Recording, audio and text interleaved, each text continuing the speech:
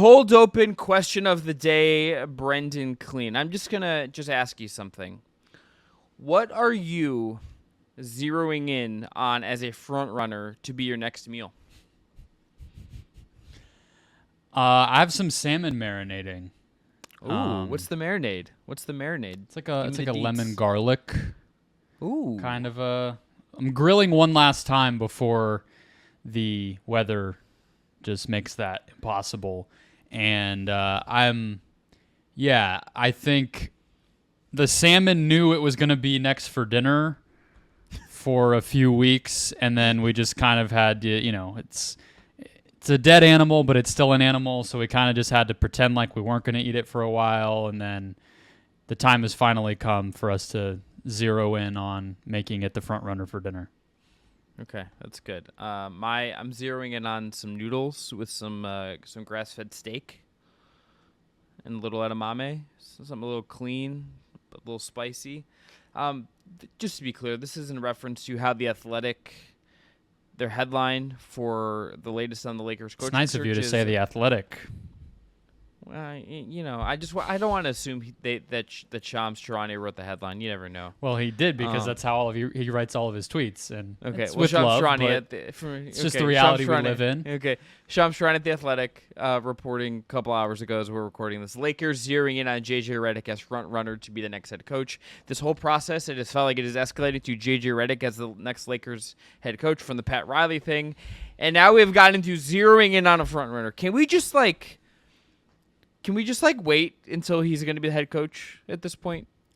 Well, part of why I have no problem being more specific about who we're talking about is that it's pretty clear this whole additional random chapter to the news cycle that happened on Tuesday before we hit record here is kind of just to be first. We already knew this guy was the coach.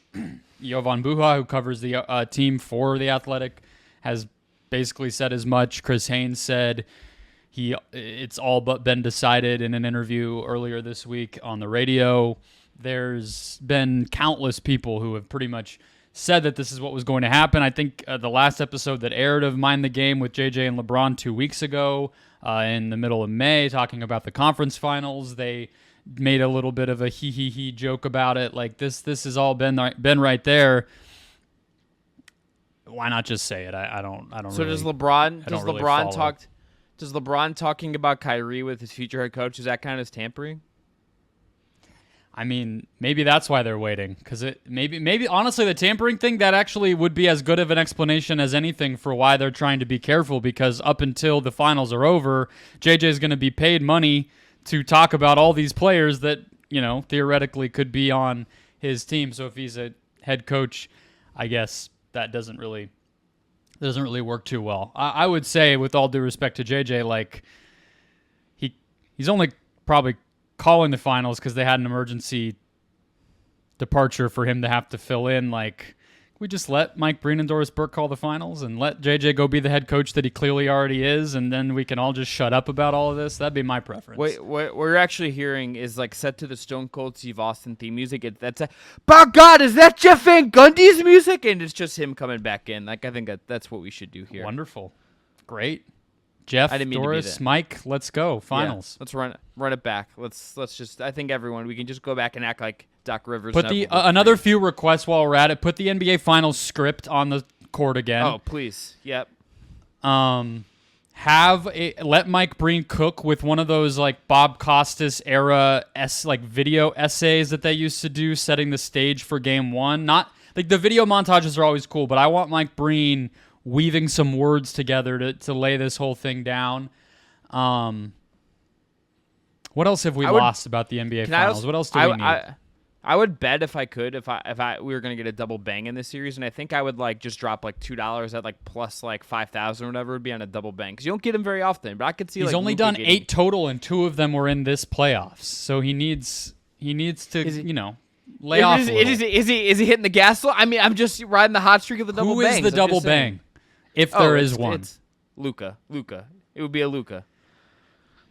Yeah. It's Luka or Luka. it feels like Luka and Kyrie are like the only two players that could earn that. Even though Jaylen Brown, to be clear, he got one of the two from this postseason on that corner three at the buzzer. I'll do respect to the Boston Celtics. I don't know if anyone on that Celtics roster is screaming NBA Finals double bang worthy. You know, it's like how Elaine talked about sponge worthiness on Seinfeld.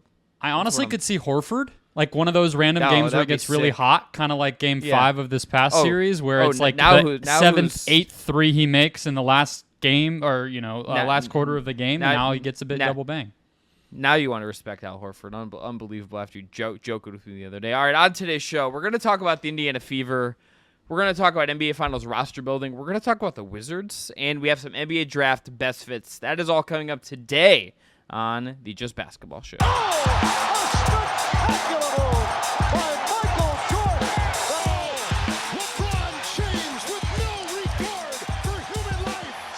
Hey there, welcome into the Just Basketball Show. I am Chris Manning. That is Brendon Kleen.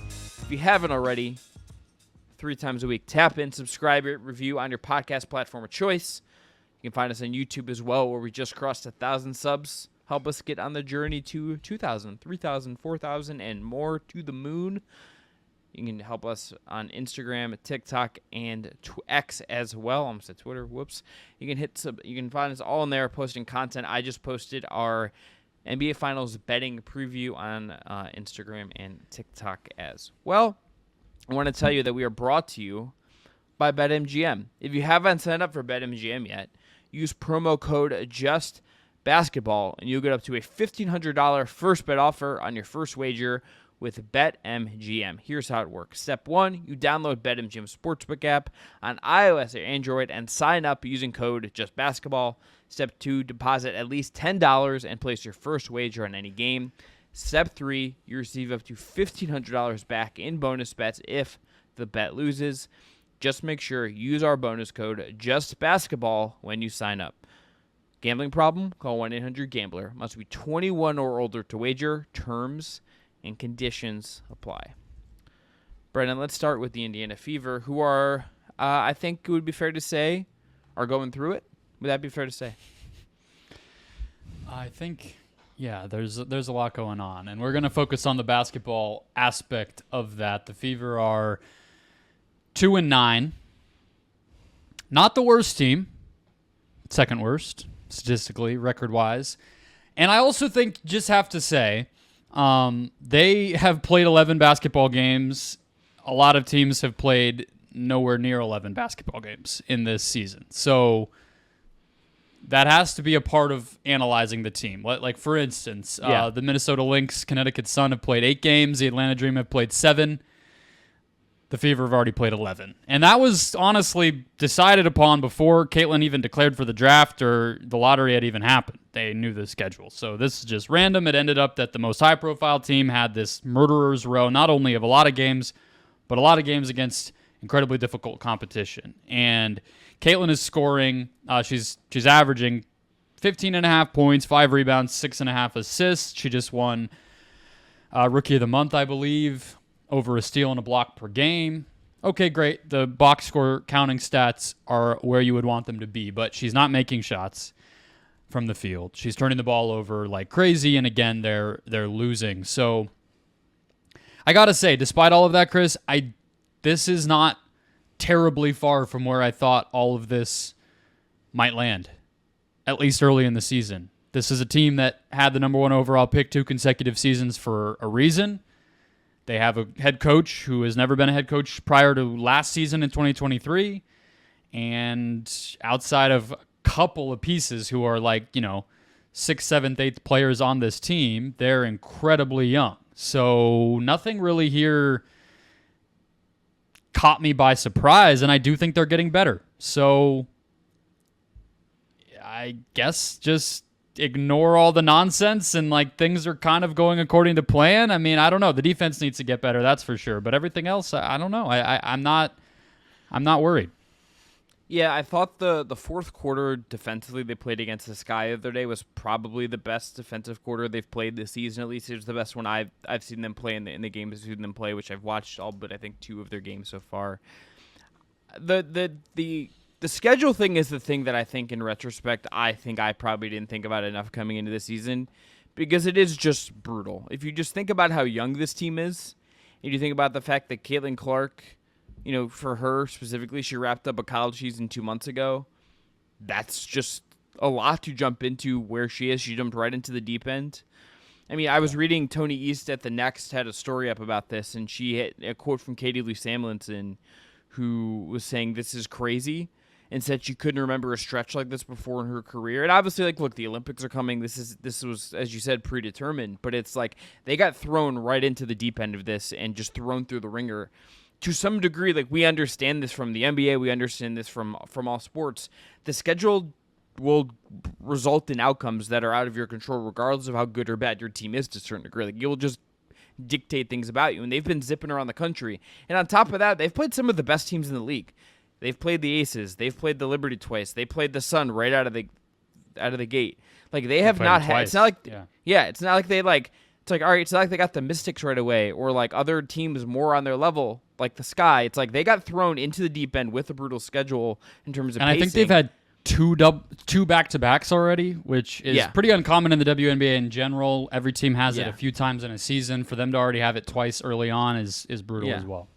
Yeah, it's like this is a team that came out of the gate and got slammed into the wall at full speed by no reason out of their control. And in some ways, what has happened here, just based on the structure of the season, makes sense to me. And it just feels like this has been a bewildering process for them. I agree with you, they've gotten better. There are signs of improvement, but a lot of this just makes sense based on the structure of how it starts. It doesn't excuse everything, but it makes sense based on the structure of what we've seen so far. Yeah, I think the defense again is where I go to in terms of the actual emergencies you would pinpoint on the court. They're the worst defense in the WNBA by a mile. Their defensive rating, luck adjusted at positiveresidual.com, is 109.9. The next worst team, which is the Mystics, who are the only team with a worse record than them, is their defensive rating is 106.4. So you're talking about the difference between. Oftentimes, the whole league could be within 3 or 4 points, depending on the week. That's the difference between them and the next worst team. And I look at Aaliyah Boston, Chris, where you would have maybe in a perfect world, in a vacuum, when you're building this roster out and you have, Clark, who has her defensive limitations, and some Melissa Smith or, other Katie Lou Samuelson who have size but can maybe be a little bit limited one-on-one athletically with what they're going to do defensively, you'd think, well, that's why we get a generational center prospect, and Boston should be able to help us paper over a lot of that. But something's off with her, and it's on the offensive end with Boston as well, even if the team's offense has been all right. On the court last year, though, when Aaliyah Boston was on the court, the Fever had a 104 defensive rating. This year it's 113. And aside from Caitlin Clark, a lot of the roster is the same. I almost identical. Katie Lou Samuelson and Caitlin Clark are basically the only additions that they really made that are in the rotation now. Erica Wheeler, I guess, playing a little more this year and whatever. But that has no explanation. That is the part here where if you're talking about the coach, or you're talking about, is the pace unsustainable because of how Clark wants to play, and that's hurting the defense, or that's hurting their integrity, kind of just stabilizing themselves and getting back, and maybe all those things are part of it, but if they're going to play the worst defense in the WNBA by that significant of a margin, so much so that even their great player at the 5 spot isn't even going to be able to make up for it, then, they're probably going to keep winning 2 out of every 11 games.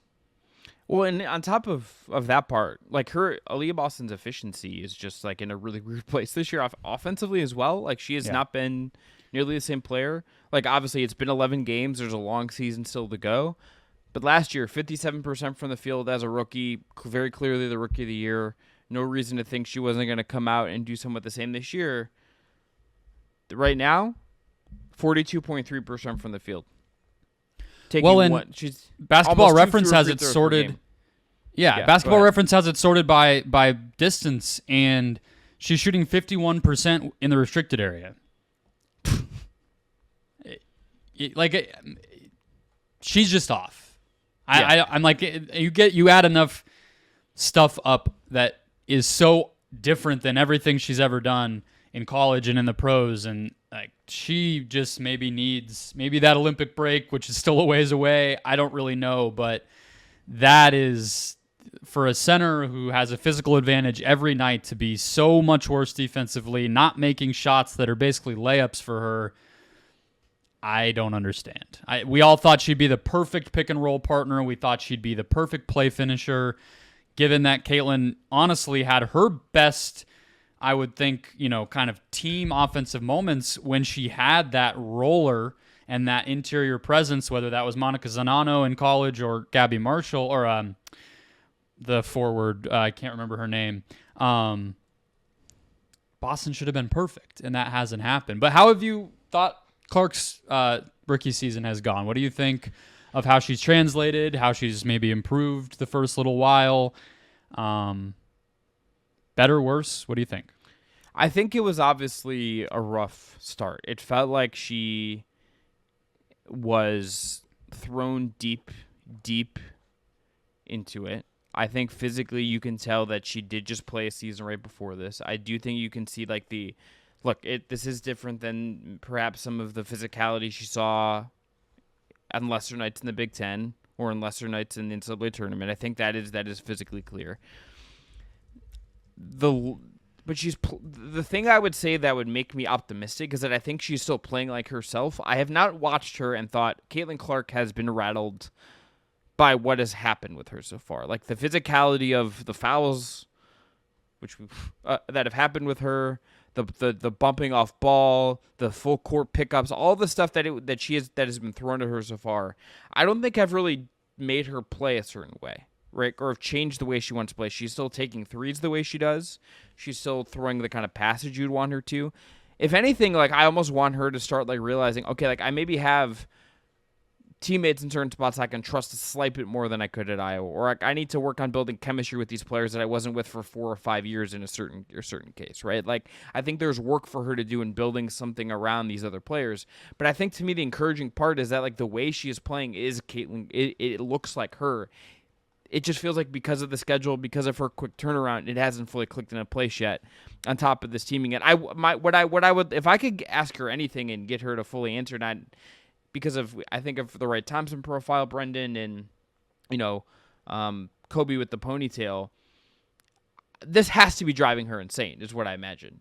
Like this has to just absolutely be eating at her, and I wonder when we're gonna see that pop off in some way and what that kind of looks like.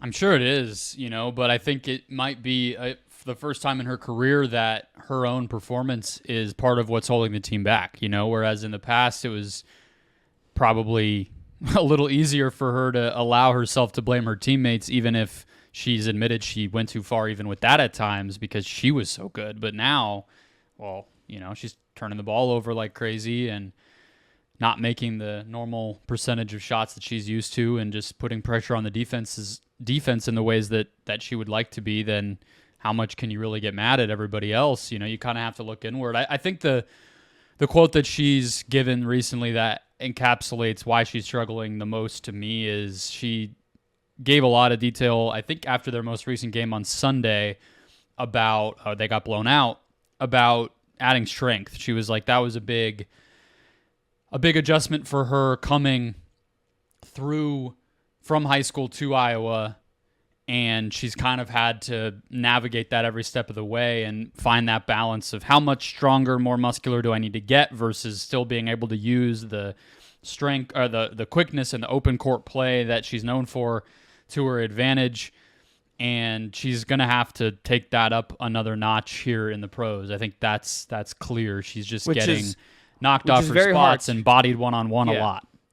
Which for like her rookie year and like even over the Olympic break, I would say that's not an easy thing to do over 2 months in between seasons. No. Like that's an off season. That's what she said. She's like, I'm looking forward to having an off season to actually do what I need to do training wise to adjust, because she's basically playing. I mean, imagine if I know this is obvious to women's basketball fans. It's how this schedule has always been, but yeah, like honestly, Wembanyama is kind of the closest to it that we can probably take from the men's side, right? Because he played into the finals for France, went right into summer league, and then he did get August and September off for the most part, but he talked about that. They only played him in those 2 summer league games or 3 for that reason.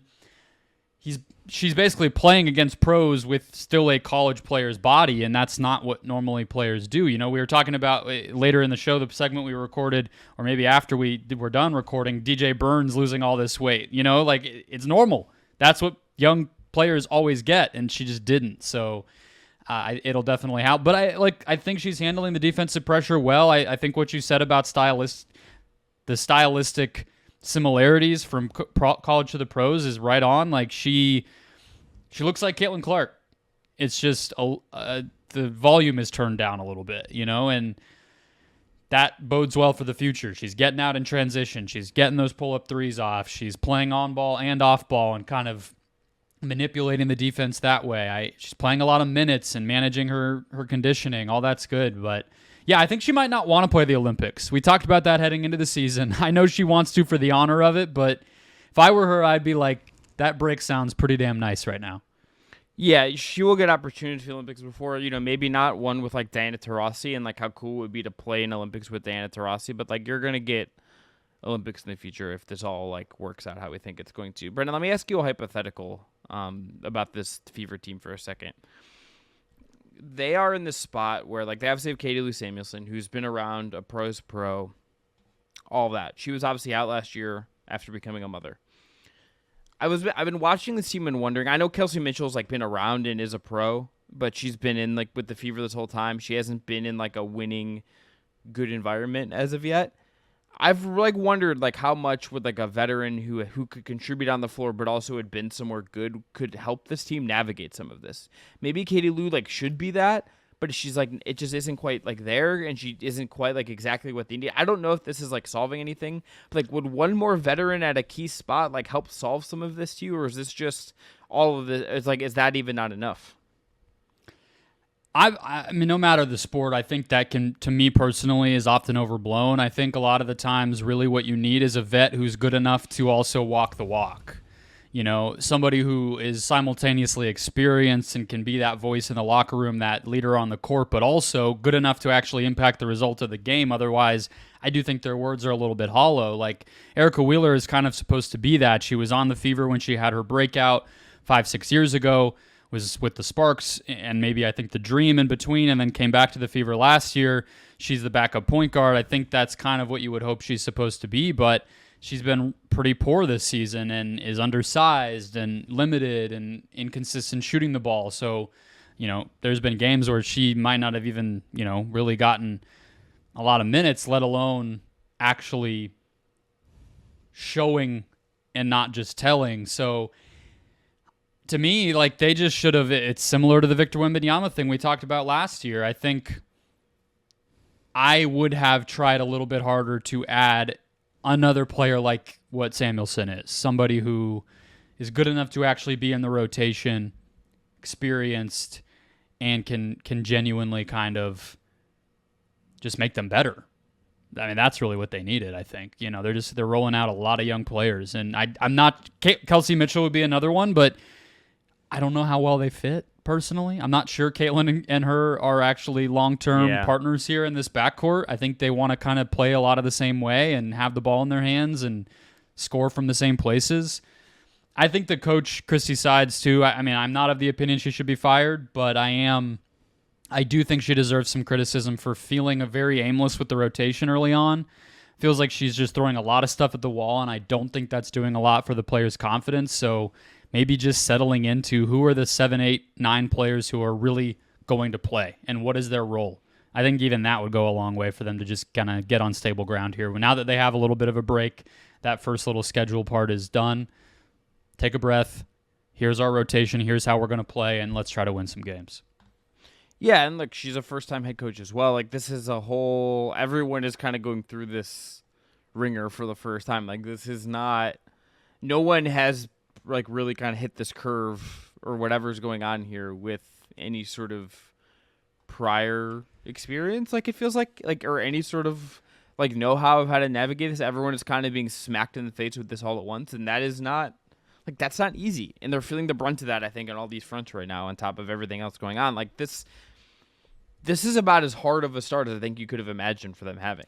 And not to mention, and we tried our best to ignore it, but the entire world is a fucking nightmare around them every time that they have to talk to a microphone or turn on TV, right? It's a complete clusterfuck. So, of course they should feel a little scrambled and frazzled, and even just that dying down, which I would hope it does eventually, would probably go a long way for them.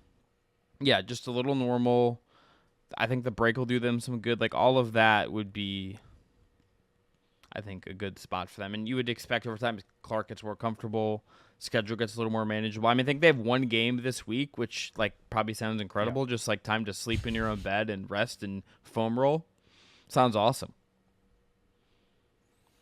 Catch up on tires? What are they watching? Probably not. I don't think Caitlin Clark's crushing Shane Gillis' tires, Brendon. Hey, they're in the right part of the country for it. It's based in Valley Forge, and they're not too far away. So, do you think Caitlin Clark's more likely to be watching Reacher or Tires? I'm gonna go Reacher. Tires. You think Tires? Sure.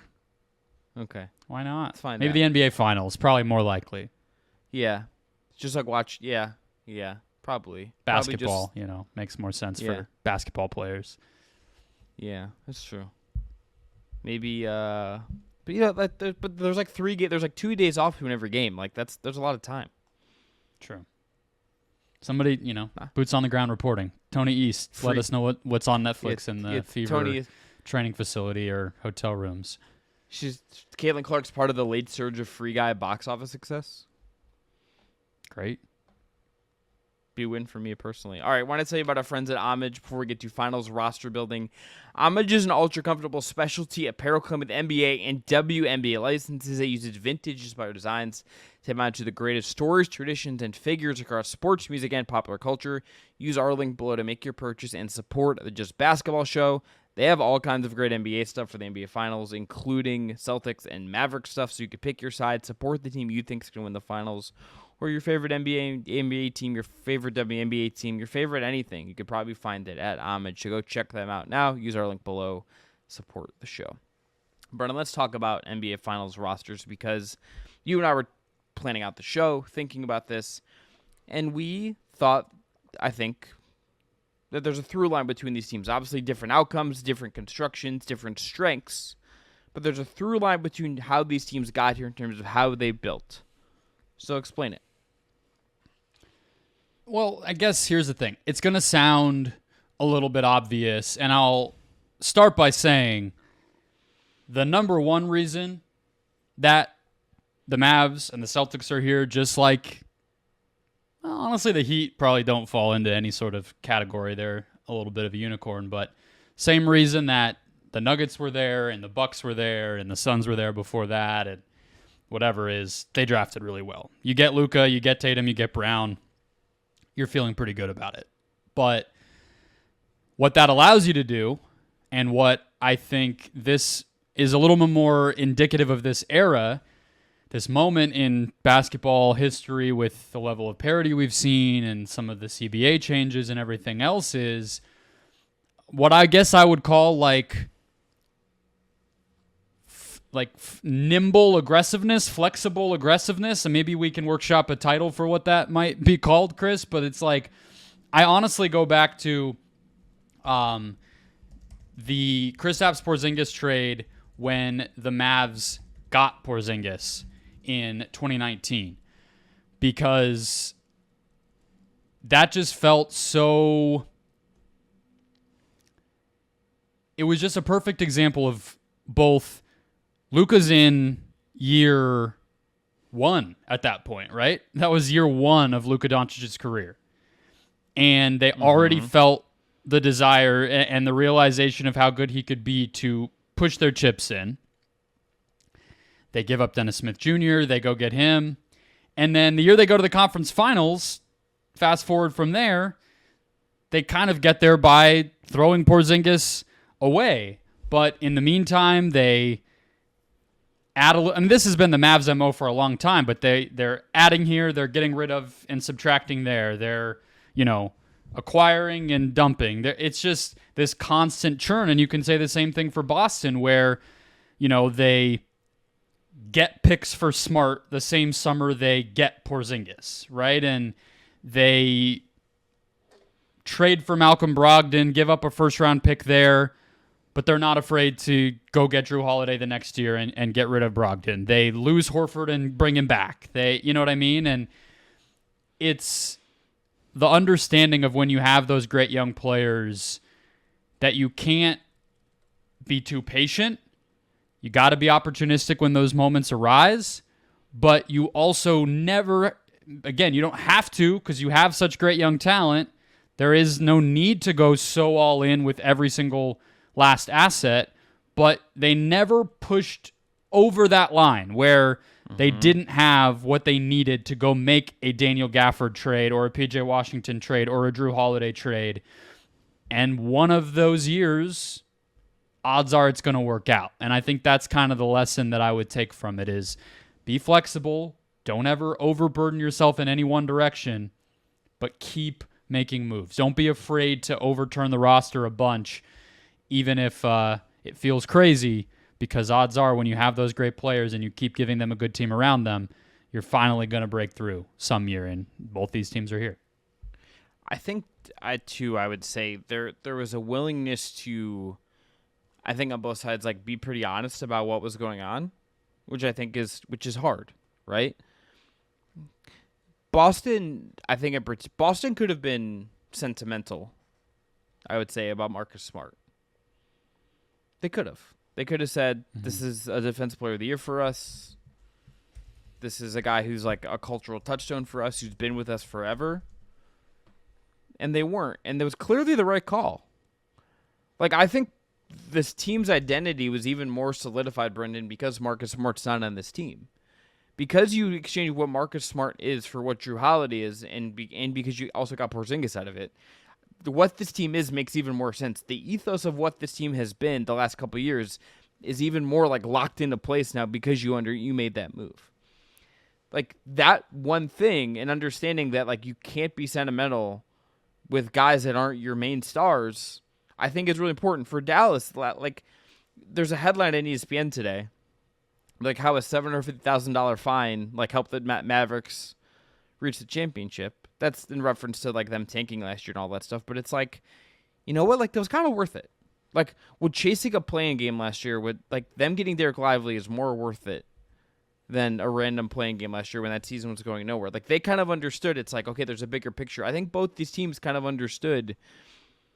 You can't this is like a process. This is a thing where you can't just chase like the immediate emotion or hold on to something for the sake of that gratification of like making the playoffs or making the play. And like there is something to that I think more teams probably need to just understand, that this isn't just like this, as cold as this is going to sound. And I say this as someone who like probably feels things like a little too deeply sometimes in my own life. You kind of sometimes have to just like shove that stuff away sometimes and make practical cold decisions. Like you just do. Well, and I think too, like when you kind of some of the stuff you're saying, I think a lot of people, you would equate that with like, the Suns school of team building, or the Lakers school of team building, or the Bucks school of team building, where it's just sort of like more talent, more experience, the next kind of big move always. But I think last year's draft for the Mavs is a great example coming off of that tanking, where one of the aggressive moves they made was getting a rookie. You know what I mean? Mm-hmm. They traded, they traded back to get him, which feels like a steal in hindsight, but they also made the move to their draft last year. Honestly, like that deserves its own article. I'm surprised. I haven't read Tim McMahon's article that you referenced about the tanking. Maybe it's a little bit in there, but to get off of Bertans in the trade where they move back 2 picks and still get their guy in Lively, and then get off of Rashawn Holmes and get the Omax Prosper pick. Like, how did they end up with 2 players they wanted and getting off of 2 contracts they didn't want? Rashawn Holmes going to get 2 mentions on this pod. Unbelievable. Did not have the over on that. Well, there you go. And look, like, I think that lesson is important, right? Because it's just, I think combining the two things we're saying, like it's knowing yourself, being aware of what you need, but making the most sensical move toward that goal. I think the Gafford move at the deadline is a good example of, or the Washington, or both, whatever one you want to point to, the Kyrie trade. All three of those big moves they've made at the past two deadlines, I think people worried were overpays. But they knew, well, Brunson's gone, Dinwiddie broke down. We know we need that dynamite secondary ball handler next to Luka. We've seen when he was 17 playing at Eurobasket and was with Goran Dragic, to Brunson, to Dinwiddie. He needs that. Let's go get Kyrie. Let's make that bet. And of course, hindsight, it's easy to say that worked. That was a risk. It could have easily not worked, but salute to them, it did work. And then for a year, basically, they showed us that they very clearly needed a lob threat. And they said, let's just throw as many darts at that board as we possibly can. Let's get lively and kind of do whatever we need to get him. Let's trade a first-round pick for Daniel Gafford and use the Oklahoma City Thunder piggy bank to go out and do that. And then, the P.J. Washington thing, a little less of a lob threat, but hey, last time we were in the conference finals, it was Reggie Bullock, it was Dorian Finney-Smith, a little bit of Tim Hardaway. How do we replicate that? The Derrick Jones Jr. thing works. I wouldn't say that was a big swing. They got him on a minimum, but we need another one. What do we do? All right, let's try this P.J. Washington thing. And there you go. Well, the P.J. Washington thing is... They know themselves. I think, the P.J. Washington thing is its own story, and it's been told a bunch, so I'm not repeating anything people probably haven't heard, but it's like Nico Harrison knew P.J. Washington, and he felt there was something there. And it's like the flip side of the coldness I was talking about before, Brendon, where it's like, this is like a business where like everyone does know each other, I think, more than we often realize, where like GMs and agents and coaches and players all have these relationships across the league where they have a better read on these guys than people on the outside maybe realize. They're going to have different intel. And if you wonder why a certain team doesn't like a certain guy or doesn't want them, it's maybe because some of the organization worked with them before or doesn't have a good read on them from a different experience. And there's a certain read as to why. With P.J. Washington, Nico Harrison, who just got extended, looked at P.J. Washington as someone that he knew and was like, I can work with that guy. And I believe we can get more out of that guy if he gets into a good organization with a better coach and we can give him a purpose. And like that has turned out to be true. Obviously, like the Thunder series is an anomaly of how far he shot and everything that worked there, right? But like he's been a really, really important role guy for them on top of that, aside from just the hot shooting. And it's like that kind of push and seeing that player in there, like we all could have projected that P.J. Washington could have been more outside of Charlotte. I think anyone who likes basketball and was curious about P.J. Washington could have seen that. But seeing it to this degree, I think took imagination that kind of comes from Nico Harrison type who knows that guy and understands what's in there a little bit. Yeah, I mean, and I just think some of that is, when you hire a Nike guy and you have a Hall of Famer point guard as your head coach, those relationships are going to be a little easier to come by. But I look at Boston too, and it's, I think it's funny, like to point out the kind of not being overly leading with your heart with some of this, because like that's also exactly why players hate Danny Ainge, and he's the architect of some of this. So, yep, you got to be nimble with all of it. It's not like any of these rules are ironclad, but just to turn Isaiah Thomas into Kyrie, lose Kyrie in free agency for nothing, turn that immediately back into getting Kemba Walker. Kemba Walker flames out in the bubble, and you turn that into getting Al Horford back. All the while, obviously, you're still paying or getting paid off from the Garnett Pierce Nets trade that allowed you to draft those guys. So you're kind of reaping the rewards of that. And, obviously, the more recent stuff we already hit on, it's kind of this perfect team building web, this perfect team building map of how Boston has just cycled through different incarnations, all while keeping Tatum and Brown, and you ultimately land on this. And they've just how many different versions of the Celtics we've seen that have been great title contending teams, and this one just happened to hit. It could have they easily could have won it in 2022. Maybe even, if Gordon Hayward doesn't get hurt or whatever else, maybe they win the title one of those early years. But they never said, oh, shit, well, let's feel bad for ourselves and just kind of hope Tatum gets to a level. They built this super team around him of B-plus players, and they ended up the best team in the NBA. Like, I guess just like maybe to close out, we could look around the league. Like, I honestly, looking at this, I thought of the Nuggets, frankly. Yeah, I just wanted, the one thing too is I think it's going to be fun to see how both teams do this after, because I think both have challenges to continue to do this. Like, Boston has a lot of work to do outside their top 6. Dallas will have to replenish some of their role guys as this goes forward. Like, both of these teams have done a great job to get here, but continuing to churn this, how they do it, it's going to be fascinating. But okay, so Denver, talk about it. Well, I mean, it's just the same thing you were just saying. I don't think they're different. I think the Nuggets are in a similar boat. They're kind of in the mode of the balance you were talking about, every team having to strike. I'm not advocating for the Nuggets to shake it up just for the sake of shaking it up, but this would be is there some kind of KCP sign and trade to be had where you're able to do two things at once? Or, do you get ahead of the cash crunch by, a Michael Porter Jr. deal? Or do you sort of, maybe let KCP walk and package a Christian Brown and, an unexpected group of players that we're not thinking are available right now to go get the next KCP and steal that away? Like, I think resting on your laurels is kind of the worst thing you can do right now in this moment where every team is constantly pushing. There's no super team, get 3 superstars and just watch the finals appearances tally up. It really is about those moves on the margin, maybe more so than any time I can remember recently in the NBA for since LeBron went to Miami. So the Nuggets just being like, yeah, we're good enough. Probably not. You can't risk it. I would say is there a team that comes to mind? Let me ask you this way.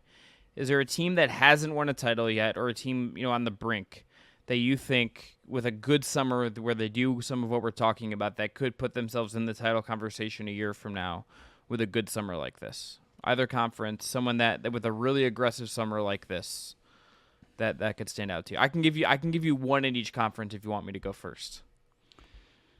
Well, the two that come to mind in the East would be the Sixers and the Knicks. Yep. I think they both have opportunities with, the Knicks maybe more so on the trade side, although they've already made a few of those, and then the Sixers with their cap space, kind of in this moment of you're a second-round team. How do you get beyond that? And then, I don't know, in the West, I think the Thunder are right there. I think the Pelicans are right there, frankly. The Kings, you could even convince me. The Grizzlies. The Grizzlies all are the those one teams for me. are right there. It was the Sixers is the obvious one to me. I think across the whole league, the Knicks right there with them. Memphis is the one in the West that I think that front office seems pretty intelligent. They seem to have kinds of players they like, which is like a hallmark I think of some of these other teams as well. They have kinds of guys that they seem to like. But this is a big summer for them. They obviously had kind of a 4-step back this year. It was a weird year. What does that mean for them next year? I think there's going to be an appetite to kind of be aggressive and get forward, and I want to see what that means. So, I guess just to return to my original point a little bit too, right? Like, you have to draft well. All of it comes back to that, because that's how you have players that are desirable enough to trade to other teams. That's how you get the younger, cheaper role players for your own squad, like, what Sam Hauser is to the Celtics right now, or what Josh Green and Derek Lively are for the Mavs right now. And that's the part that you can't skip or avoid or ignore. And that's how teams get stuck. And that's why the Grizzlies are in a little bit of a crunch, because they had the past 2-3 years where all of a sudden their awesome drafting just dried up. They can't seem to find a single freaking player who can contribute after getting Ja and Bane and Jaren and everybody. It felt like they were the best team in the league at drafting. Now what the hell's going on, And now they're facing the consequences. And then it's where teams like Cleveland and Minnesota and the Suns, it's like these teams that give up lots of picks for stars.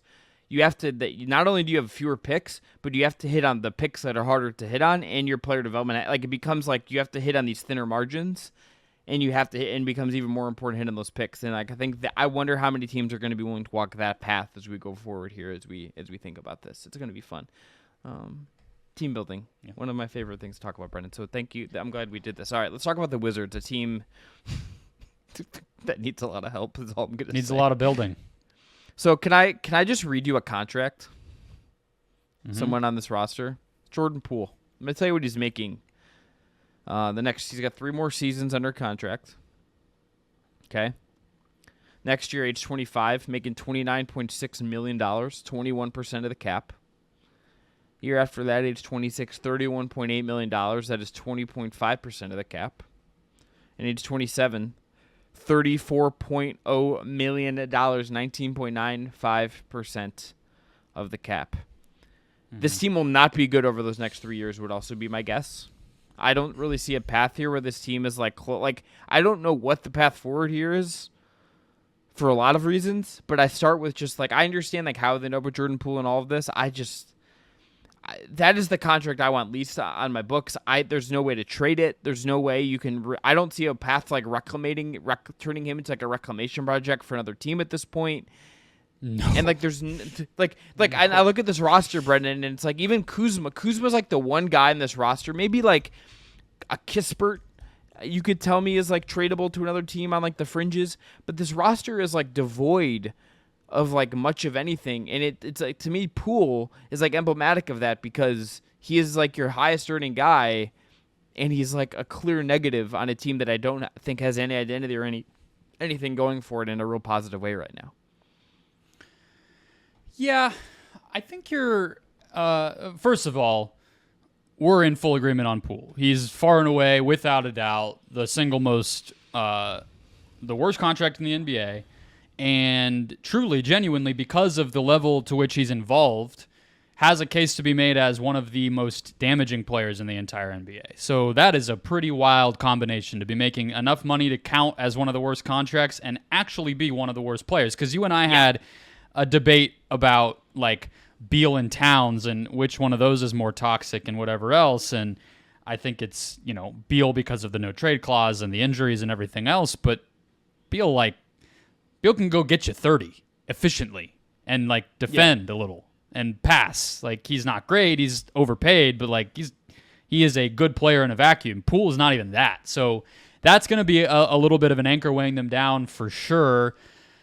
I wouldn't go so far as to say they can't be good through the duration of that contract, especially because by the last year you could just buy him out, or some team will take him at that point because he's expiring and they'll just buy him out. And so you're talking about 2 years, and maybe they're not good for those 2 anyway, but that was probably baked into the whole plan here. And that's where I come back to. Like, I think you're a little more down on their kind of overall vision or future because, I mean, how would you have felt, I guess, to go back to a team we just talked about in that finals discussion, like, were the Mavs before they got Luka anything great? Well, no, but then they got Luka. So it just takes that. They have the 2nd overall pick this season. They'll probably be in position to get Cooper Flagg or whoever else next summer this time. So that's where they are. They're choosing to be in a position to tank, to bottom out, and to accumulate assets to both draft high and get that player in the draft, or maybe if somebody would ever stay in Washington, D.C., trade for that player or trade for the co-pilot to that star that they get in the draft or whatever else. I mean, we've seen this before. It's the best way to kind of start over. I think there's nothing that's super problematic about it to me. And I do think they have some assets that are desirable around the NBA beyond how awful Poole is. And, yeah, the Kuzma part of it. Kuzma's on a great contract. Kuzma's making significantly less than that Poole contract you just read off, and it goes down. So a contender that is kind of, one of those teams we just talked about, looking for how to tinker and how to change things up, I could see Kuzma being very desirable, and we've already seen him in a smaller role on a different team. Somehow 29, that's pretty crazy. But Denny Avdia to me, Chris, is somebody I would be looking really hard. I think he's, last year in particular, looked like a whole new player and really, really is an offensive weapon in a way that he wasn't before, and just feels comfortable and confident, feels like he's kind of hitting his stride as an NBA guy. And then Tyus Jones. I don't personally see a reason to keep Tyus Jones because he is theoretically this kind of floor raiser on offense, and yet they had the worst offense in the league most of last season by a significant margin. So why keep him around? What's the point of having a 28-year-old point guard if the offense is still going to suck because the rest of the talent is just so bad? So I know he's an unrestricted free agent. He could just leave, but could you get a, sign and trade going, or do you just re-sign him and then look to deal him at the deadline or something else? I think they have some assets. I think they'll be able to make some positive value trades, and then it's just how do you keep getting assets, and what does that look like? I think that's all the summer should be about. It's like I frankly don't care what their record is next year at all. I think to your point, win 9 games, that's great. Maybe develop some habits. Maybe I remember reading I can't remember who the quote was from. It might have been from Landry Shamet. Good for Landry Shamet making non-guaranteed $11 million next year. Mm-hmm. But I think he talked about how the vibes under their new head coach, whose name I'm going to be honest, I already forgot the name of their new head coach, Brian Keefe.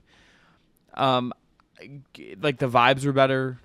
They're excited about the future. Then it was better with him, and maybe that's enough for a year.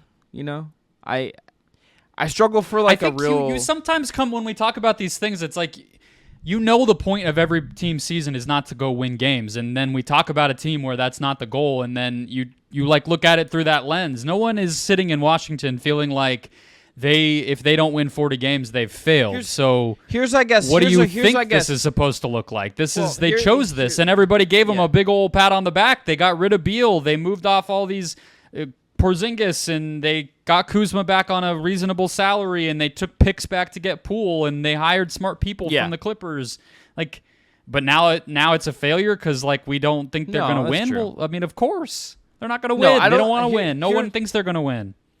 Here's my trepidation, I think, as I kind of dive into it. I can compare it to some of the other teams, and maybe this isn't fair vis-a-vis the Hornets, who I don't think are in a particularly great spot either right now.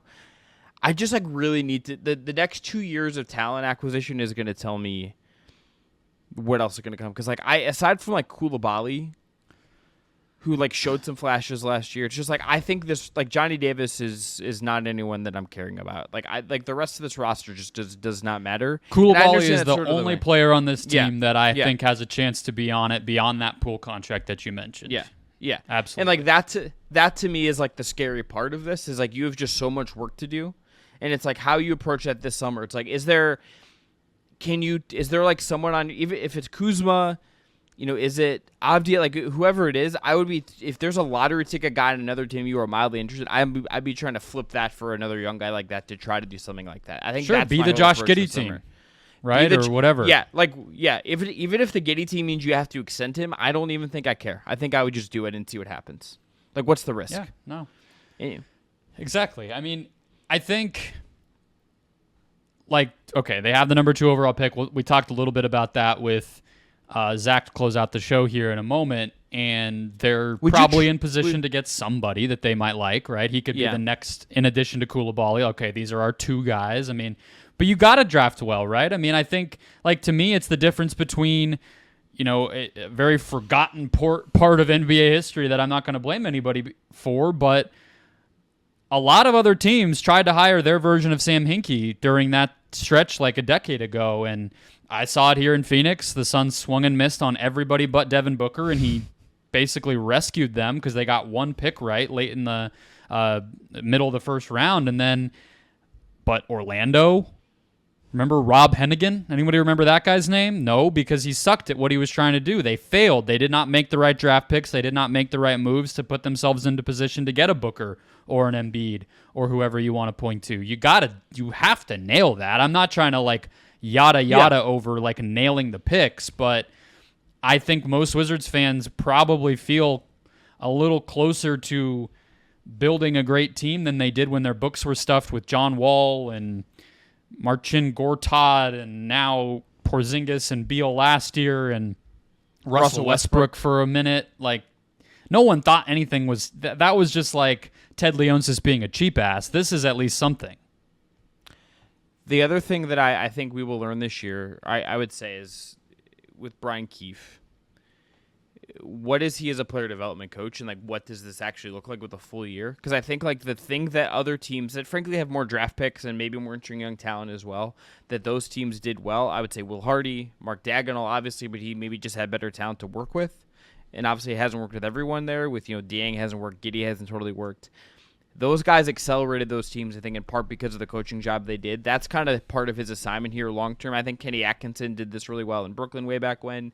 Like, that is kind of the job as a steward of this kind of team, is to help them accelerate over time. I think as we get a rhythm for this team over the course of the year, we're going to learn if he's that kind of guy for this team as well, I think, is the other part of this, which will be kind of interesting to see, because I don't think anyone really has it's hard to have a feel for a coach in general until you actually see them like do the head coaching job thing, even if you're like familiar with their name, if they're a big assistant. Well, he was he was the interim last year, but they were like a weird mishmash of talent, so I don't even know if we'll get a feel for that this year. It's hard. Yeah, but I think this year, at least with a full lot, like you might get a better feel this full time through than you might have last year when it was like by the time he took over, it's like, why are you watching the Wizards? I'm not really sure why anyone was watching the Wizards. I mean, to me, they have 26 as well from the Clippers and 51 in the draft. So I'm not saying, like, they traded up for Coulibaly last year, and I think that's the other ingredient here that I think, it's part of what I criticized, again, kind of covering one of these tanking teams up close in Phoenix for a while, that I always criticize not only the Suns, but any team that kind of dipped their foot into that water is you have to really go for it. And part of that is being okay sacrificing roster spots to undrafted free agents, second-round picks, not necessarily somebody with the pedigree of Giddey, but maybe even another team's, like how the Thunder got Isaiah Joe from Philly. Guys like that, where maybe they were second-round picks who had a little bit of promise somewhere, but you don't really know if they're going to be good. Try that. And maybe roster spots 9 through 15 are all those guys, and maybe 5 of them suck. But getting as many of those players in the building and giving them reps and giving them minutes and trying to develop them, you're going to hit on 1 or 2 over the course of 2, 3, 4, 5 years. And that's the difference between hitting like the Thunder have, or, again, the Magic, the Suns, whatever one you want to point to from that stretch of time. So I would be maybe trading back into the second round or buying a second-round pick from some team or doing things like that just to get some random prospect in there that maybe ends up being like a bench guard for you out of nowhere. And, who cares if Johnny Davis leaves the team or they don't have, a spot for like Landry Shamet, like you said, or Marvin Bagley. I have no reason for those guys to be on my team and getting minutes. $12.5 million for Marvin Bagley. It's incredible stuff. I know that wasn't their contract, but it's just like funny that the contracts but in some are wild. Exactly. In some, like, if you're tanking, tank. Be all in, do everything that it takes, and actually take those bites at the apple. That's what Sam Hinkie's whole thing was once upon a time. It wasn't just be bad. He was getting how many guys in the league right now started on TJ McConnell, who we all just, slobbered all over for a month. Apparently the Pacers wanted to be a Pacer for the rest of his career. Just like that's the energy now. Amazing stuff for TJ McConnell. Yeah, great. Dario Saric had a nice season in Golden State. He started there. Robert Covington, was injured, but he started there. Like, all these guys, Jeremy Grant, be that team and find those guys. That's really going to be the difference. So that'd be my last kind of note. Take the Giddies, sure, but also take the random guys we've never heard of, and maybe they become something. Let me ask you one last hypothetical before we get to our draft part of the show in full. Let's just say a team loves a Kleen, has a prospect they love. Would you, if a team wanted to come up to 2, and he was going to give you their pick in this draft that's a little lower, maybe in like the 6 to 9 range, somewhere in there, and future stuff, would that interest you for where you're at? Sure. I mean, I'm saying yes. I'm considering everything if I'm them. I think that's the beauty of having kind of the full freedom here, then finally embracing a rebuild is you could trade up like they did for Coulibaly if the value's right. You could trade back and get somebody you like and get an extra pick if that makes sense. So I'm not saying no to anything. I don't know who they like. I don't really think fit matters for their roster right now. So take a player if you like him. If they feel like somebody's so great that they have to get him at 2, then so be it. But sure, get an extra first round pick, get unprotected pick or whatever it looks like. Absolutely. Yeah, I'm intrigued to see what they do. The more we talked about this, I didn't think I was going to be excited about the Wizards to have. I gotta hit the over. Rashawn Holmes on the roster with the player option for $12 million, $12.8 million to be exact. But I think he's picking that up. I'm gonna go ahead and lock that in. Yeah, we'll build that into our projections for their cap space. $64 million could have been 76, but unfortunately, last second decision. Rashawn has chosen to make $13 million rather than 0 this season. Good for him. All right, coming up next, we got our draft guru, our draft guy, Zach Cohen. Let's dive in. All right, joined now by, I'm going to call him our draft guru, our draft expert, Zach Cohen, talking all things draft. We're going to do some best fits for players, for teams this week. And Zach, we're going to start with Kleen, the center from UConn, and I think there's a couple ways we can look at him. Is there a team you like for him? Is there a situation you like for him? And on the inverse, is there a spot for him? I guess for him, as far as a team goes, that you would say, okay, maybe this one in the lottery doesn't make sense. How do you view him as a guy as looking for the right fit in this draft class? Yeah, so I mentioned last week that I think if you're the Hawks and you're planning to keep Trae Young, it makes a lot of sense to potentially go with Kleen, even if it's at number 1. I know that ESPN published a mock draft today. Gavoni went on the low post and said, that the Hawks are very interested in him, and he kind of went at it from the Quinn Snyder angle that I brought up last week, where I do think that Snyder's interested in getting, his version of Rudy Gobert in Atlanta to just back up Trae on the defensive end. So I do think that is one of my favorite prospect fits in the draft. Kleen potentially going to Atlanta, and whether it's at 1 or it's at 4, I think it really works in a lot of different ways. Although I do think that with that trade specifically, I don't think it makes a lot of sense for San Antonio, and I'm also not sure Kleen will be there at 4. Well, yeah, that's the other place I wanted to go, right? Because if the Spurs are the other half of that, what would you be targeting? Who would you be targeting of any of the guys that they could reasonably get where they're selecting? Let's just say everybody's on the table because this draft is going to be so messy. That fits the best with Victor Wembanyama, or fits the best with the, let's just be nice and call them obvious holes that Spurs roster had this year with a bunch of mismatch of parts. What do you want the Spurs to come away from this draft with based on the talent that they can select from? Yeah, so I'd personally, like in a draft where we're talking about not having a clear number 1 pick, I would want 2 shots at it and just take 2 guys with a lot of upside that potentially could fill 2 needs for you. But I do think that if there is any truth to them potentially packaging 4 and 8 for 1, you'd have to think it's for one of the 2 French players. It's probably for Sarr or for Risa Shea. I would guess that it would be Sarr, just because you're talking about, the guy that people think has the most upside in the draft. He theoretically makes a lot of sense with a shot blocking center, a guy that can shoot the 3 too. So maybe they just want to go double big, 2 guys that are really moldable, just have a lot of talent. That's, I guess, the way that I would think that they're attacking it. Although at the same time, Risa Shea is, a 3-and-D guy that is, seemingly NBA ready in a lot of different ways and has, contributed to his team in the playoffs and overseas. Maybe that's the way they want to go with it. But I would say it's got to be one of those 2 French players. I got to say, I think a French player would be the only type of prospect that could convince Victor Wembanyama to be okay bringing in another raw developmental player. I think if it's anyone else, he's like, are you guys fucking kidding me? Can we please win some games? But if they're French, maybe they can make a case to him to say, hey, we brought one of your friends here, and let's just be patient a little longer. But this is the thing with this too. It's like in the Gavoni mock that Zach was referencing, they were linked. So that mock has him taking Stephon Cassell from UConn, as well as someone's name who I'm absolutely going to butcher, Saloon from France as well. But they also linked to Darius Garland, the Cavs guard, who is based on what the Cavs say they're doing. He's not on the market. I believe he is on the market. There's no reason for me that he shouldn't be on the market. If they do something where it's like they do that aggressive trade where they say they go up and, let's say, take Sarr at 1, and then trade for Darius Garland, and they do this thing where it's like we go make a more aggressive win now move to fill that ball handler need and then still get that lottery ticket. That would be a really interesting approach to this draft, and saying we're not going to just settle for two guys we feel okay about it, let's say 4 and 8.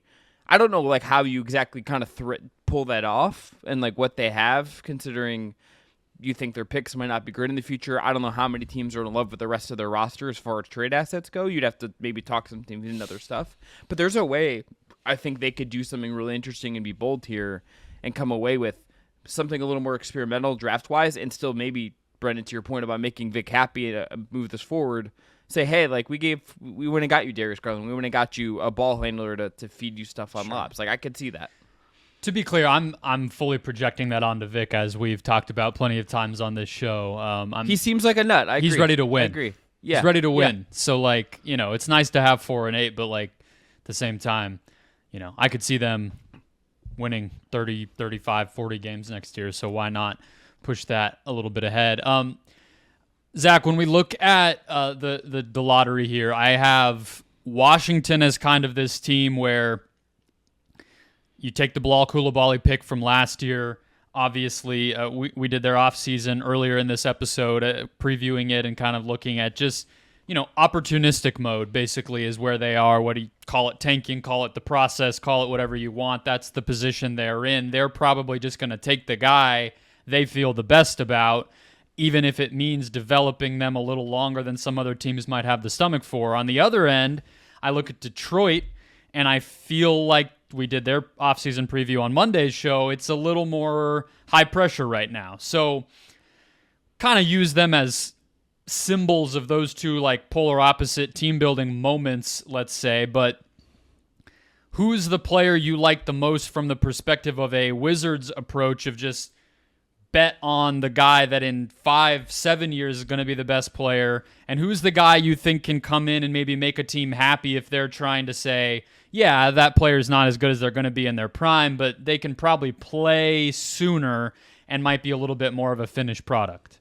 Yeah, I mean, I think with Washington, you could really take anything at this point. I do think that that's kind of the team that I'm hoping where, Nikola Topic does go. I don't think it's going to happen. I think that he just came out and said that his knee is still not 100%. I could see teams kind of red flagging him and pushing him back a little bit closer to the end of the lottery. But I do think that that's the perfect team where you're going into a situation where there's going to be on-ball reps. You can kind of grow with the team. Just a lot of opportunity for a guy that I think is going to be a tremendous pick-and-roll player in the league. And then I think for Detroit, we spoke about it a little bit last time, but I do think this is the perfect Reed Shepherd spot.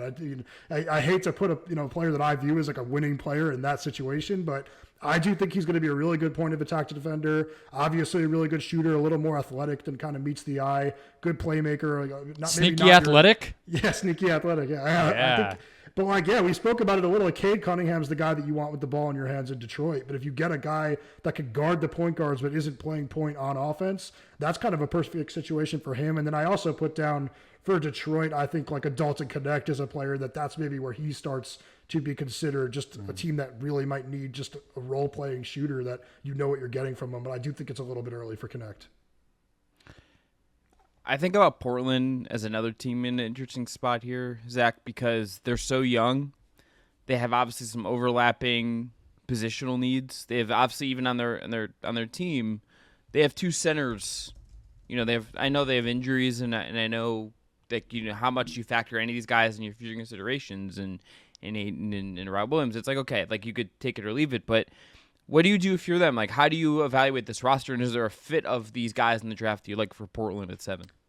They're a really tough one because, they've been linked to Klingon too, and apparently, that's where he's not falling. I just can't see them taking Klingon and pairing him with DeAndre Ayton and Robert Williams. It just doesn't make a lot of sense to me. They're not going to be able to trade. Well, in this DeAndre Yahoo Ayton. mock, Kristen Piku does a good job, and I believe that the intel's legit, but she had them interested in Klingon and as an option for Khalil Ware. So, what is going on? Are they just the next Pistons, and they're just going to add every center they can? It's crazy. Troy Weaver just actually has already been hired as a McKinsey-style advisor for the Blazers. It's he just landed on his feet. Yeah, great for him.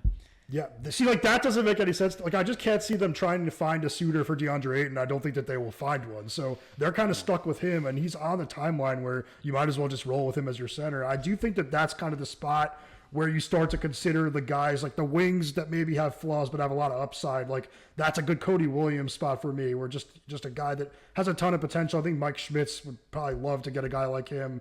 I think maybe that's where Ron Holland is a spot where he can go. Matas Buzelis, just the guys that like maybe are a little flawed, maybe have a little work to do, but could grow with that team as well. They're not going to be good next year, but draft the best player available, most talent, and that's what you hope for. So I guess flipping it maybe from the team side of what player makes the most sense for this spot, more so from a player needs, favorite destination from a player standpoint, Stephon Castle seems like one of the more polarizing, maybe is too strong of a word, but whether it's the fact that there's these reports that he's not playing ball with teams that already have a kind of solid point guard in his way, so to speak. Obviously, the questions around the shooting for him specifically versus the performance that he obviously undeniably had in college. There's a lot to sift through. It's hard to necessarily pinpoint what his future looks like. What do you feel like he needs in his situation to be the best player that he can be? It's interesting because like what he wants and what he's going to get might not be the same. Like I do think if he wants an on-ball opportunity where he's going to be the lead guard, like maybe San Antonio does make a lot of sense for him just because they do need a point guard. They have, a shooting 5, so that can kind of mitigate his inability to shoot from 3. I think he's an unbelievable defensive prospect. So you're really laying a foundation there where you have Castle on the perimeter and Wemby inside. That could be something special. So I do think the Spurs are a pretty good spot for him and probably check the boxes that he wants there. So that's one. But I do think at the same time, like maybe Houston just swings on him because, Ime Udoka is a guy that obviously values the defensive end of the floor. He might like what Castle could bring to the floor as, their point guard off the bench. And I don't know, like, do you look at Fred VanVleet as a guy that's going to be your point guard in the next generation of this team where, you're trying to win championships? I don't think that he's going to be. So maybe you do take a swing on Castle, even if he wants to be the point guard, he's not going to be right away. It's crazy to me. This draft, like, obviously, you can talk yourself in circles around all the weaknesses of it. The craziest part of it, and maybe this is just because it's 2024 and this is part of why it is a weak draft, and maybe I'm stating the obvious here, but nobody can shoot the damn ball. Like, every single player, it's like, well, if they had a jump shot. Like, it's crazy to not only have a weak draft class, but have a draft class where so many guys have that one thing that is holding them back. And I just wonder, like, I saw people talking with Castle, Zach, like, old Andre Iguodala, like Warriors era Andre Iguodala as like, a high-end comp. And I'm like, that guy was a bench player. I understand he wasn't a bench player on a lot of other teams. He's on the Warriors. Like, that's probably ridiculous to say. But that's also that's like where we're talking about with Castle. Like, I don't know. It's also like Hall of Fame instinct. So it's like he has to be like a Hall of Fame guy, all this other stuff to make up for this one thing he's not great at. Like, that's also a high bar to clear in the other stuff. Role-wise, though, it's like a kind of do-it-all guy who you don't want to ask to do too much on offense as like a high-end outcome for a young player it's a pretty low ceiling. So I see people talking themselves into him at 1, and I'm not sure I can wrap my head around that if you're already going into it feeling like this very clear ceiling is there for him. Yeah, I don't think you can go 1. I think maybe he's kind of like in the Topic camp where you can get him on the Wizards and just kind of roll out the ball to him there. But yeah, you hit it pretty right on the head. Like there are not a lot of good shooters in this draft, and the guys that can shoot are also really flawed. Like you're talking about Rob Dillingham, a smaller guard that can't really defend. Dalton Connect, an older prospect that also has defensive concerns. Like the guys that can shoot, have flaws, and the guys that are at the top of the draft can't shoot. It's a interesting situation. Let me make a pitch for a fit for you, Zach. Kleen, who we've talked about a lot, but how about the Memphis Grizzlies? Whatever it takes. I don't know what it would take for them to move up to get him, who they'd have to really get past. This is silly smokescreen season, but would he not? Maybe they're going to start Triple J at the 5. Maybe he's a bench guy for them, but would he not just make a ton of sense for them? They need a center. They need just better depth at that spot. Would he not make a lot of sense for them as a more win-now piece? And would he not just fit with what they need? I mean, he just seems like a ready-made piece for them, and would he not be worth, I think, springing for within this draft? It feels like a marriage to me for both sides. Yeah, I have that down as one of my best fits for Kling, and I just think like what he brings to them on the defensive end, it's similar to the reason that I like him on the Hawks. Like he could be the guy to shore up the backside for Ja Morant and just really just kind of make things a lot steadier. They are a team that definitely needs help inside. I think he brings, a lot of what Steven Adams did, but better, better defense by a mile. I just think you just get a massive body in there that can affect the offensive glass, block some shots, and good finisher, good passer. Like he's not going to disrupt anything offensively. I like him as a fit there a lot. I think that he would help them, kind of just jump to the top of the Western Conference. The Steven Adams trade, still just, weekly reminder that was one of the weirdest trades that no one was paying attention to. I don't know why the Rockets needed him. Not really sure why the Grizzlies got rid of him. Two teams that were not making the playoffs. Just very, very strange stuff on all sides. I could see. Yeah. I just want to throw in. I also have seen. Thank you. I salute to you, Brendon. I've seen the Rockets linked to Klingon as well, and I just am like screaming for them to just understand what they have in Sengun. Can we just let Sengun cook? Yeah, that's like my least favorite thing that I've seen in mock drafts is I just don't understand how they could think that they need another center. I understand they're obsessed with this win now phase 2 thing that they have going on, but I just don't understand why they would draft a center. I think that they have one in Sengun. Jabari Smith is your 4, and I just don't see the need for a big. That's the team that I think that should be going, definitely going wing, or go like Reed Shepherd or something like that. Okay. I don't have too many more that I'm circling here, but I'm curious about a couple of other players that have been in the news a little bit lately. First of all, I'm going to need you to help. You're going to need to be like the YouTube videos that have a person from the country of origin of the word kind of speaking it for us here with the man that Chris tried earlier on in the show from France. How do we say that guy's name? That's kind. I believe it's Tidjane Salon. Okay, great. Yeah. Him. What are your thoughts on him? Because I mean, I guess like it's not a perfect comp, but the place my mind goes in another recent odd messy draft was Patrick Williams during the COVID draft, all of a sudden being a top pick. It feels like this could be the guy, as we're now 2.5 weeks out, 3 weeks out, that is gaining some steam and could just suddenly, he went 4th, or whatever it is. So what do you make of his game? What kind of player is he? What's the best kind of environment you would want to see him land in to keep growing as a player? Because very young, very raw. It's actually, the Patrick Williams comp is really good because I do think that people think he's kind of this guy that you should throw onto a bad team and just kind of let him build his game. I don't think he really has that ability. I don't think he's good at creating offense for himself. I don't think he can handle the ball a lot. I think he's more of a player that will be, spotting up for threes, good in the dunker spot. He has really good instincts as a cutter and just feel for the dunker spot. So I think that he's a guy that you want him in a structured system rather than just kind of hoping that he grows into something that he probably can't be. I think that he had some really good moments in the playoffs for their team.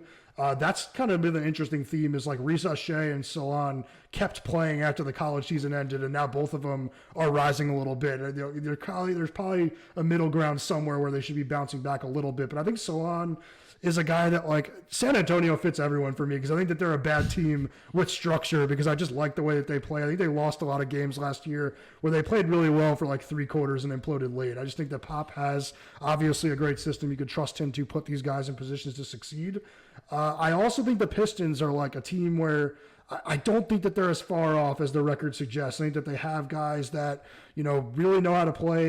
I think Cade Cunningham is a better player than we talk about. I just think, Salon is a player that, I just think he's more of a role player. I do think he could be a high-end role player. One, 6'10", 6'9" guys that are athletic, can defend, can shoot the 3, and can dunk. Those don't grow on trees. I just don't think you want to put him in a situation where you're hoping that he turns into a Giannis. Last one for me would be Isaiah Collier, USC point guard, obviously highly ranked recruit, number 1 recruit last year. Weird year for a lot of players at USC, including someone we're not talking about today. But do you have a fit for him? As it seems like he's sliding down, way outside, top 10, top 15, even on some mocks I've seen as far as the draft. Do you have a fit for him that you would like? Yeah, I mean, it's tough with him because I do think that he's going to need to figure out how to shoot the ball. I think the athletic point guard is a something that works in theory, but he's not even as athletic as you think. Like, he's not an above the rim type of player. He really drives downhill, but like he finishes below the basket. I just think this jumper is going to be a problem. Like, I think that if you're landing him in a spot where you have a really good shooting infrastructure, like I know Chip England used to be the guy with the Spurs, so now he's with the Thunder. So maybe if a team with a renowned shot coach, I believe the Pelicans have one too. I think if you go somewhere like that, he could probably reach his potential. Otherwise, if you're Collier, like I think you're hoping to land with like the Miami Heat at 15, just somewhere where they could take the raw tools, put you in a situation where you're going to be developed, and really get the best out of you. I think that's what you're hoping for Collier. I think that at this point, he'd probably be better off falling to a team like a playoff team. Yeah, just rack up some miles to Sioux Falls for a little bit and pay it off later. It's interesting with between Castle, him, Jacoby Walter, very much kind of an archetype of guy in this draft of like the bigger athletic point guard who, where's their skill level, where's their really development. I feel like one of them's going to hit, you know what I mean? And you're betting a little bit on which, not that they're identical players, but there's going to be a type of team that pursues it, and it's going to be interesting to look back and wonder which hit the nail on the head. But that's a faller. I think in Collier, let's close with a riser here, Zach, which is Devin Carter.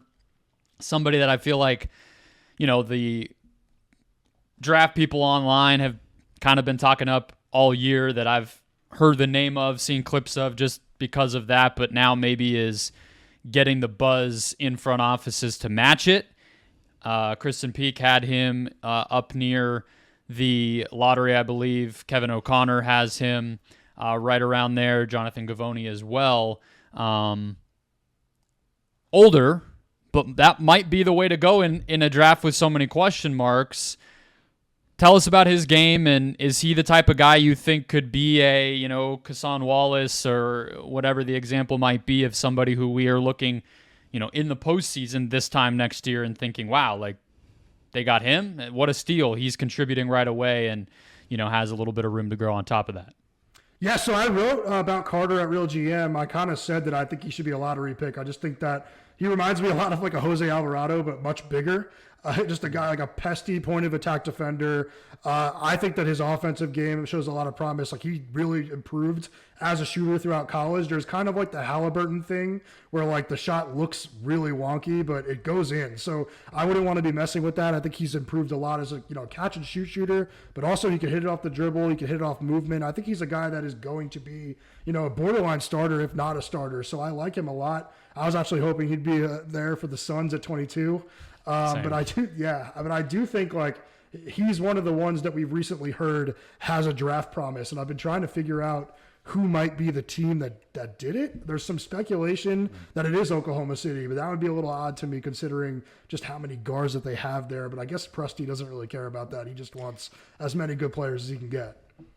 Seemed like there was a little bit of noise. I think Ricky O'Donnell at SB Nation and some other local people are talking up maybe Chicago being that promise at 11, and that would make some more sense, I guess. They kind of need everything, but he feels like another guy that for sure, like wherever he might have been even a month ago versus on draft night when we're recapping everything, he's going to be a talking point as like, oh, this is the guy that teams fell in love with. It just seems like we're already headed there.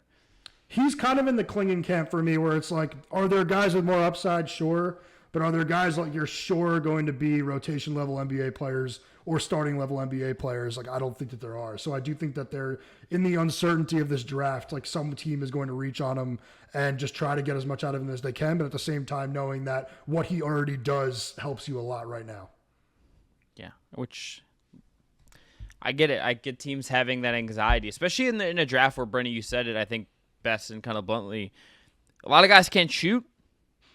Like, I kind of get it. If there's a bunch of guys who can't shoot and you're just sure they have other skills and maybe you don't trust your development staff, and I think some teams obviously don't at a certain degree. Yourself. Maybe that's the way to go. It's a little scary, but I get it at the end of the day. Next week it's just Zach and I talking picks at number 22, Chris. So you can just lay out. Well, spread the floor. We'll just cook on 22nd pick options here that aren't Bronny James. Well, you. Can, I do you want can, to do the Suns so bad, but it's like I know they're going to trade the pick, and like I'm falling in love with too many. Well, guys you guys. I mean, the Cavs might not trade. We'll definitely the pick. do sleepers at some point, but I wouldn't pencil Yeah. in the Suns as one of the teams that's going to be eyeballing any of those guys. Yeah. I mean, you guys could just jump on the Cavs, take someone fun at 20 bandwagon. You know, that could be that could be you. Sure. I don't know who it is. I don't know who it is. Playing second fiddle to Evan Mobley and no one else next year when they trade everybody. That would be fun. Hey, look, George and Yang needs help too. Minivan needs a spare tire. But we're gonna end the Just Basketball show there. I am Chris Manning. That is Brendon Kleen. Thanks to Zach Cohen for coming through to talk the draft 3 times a week. We are here on the Just Basketball show covering all things hoop draft, WNBA, NBA Finals, all of that and more. Until next time, enjoy the hoops. Be well, everyone. Talk to you soon.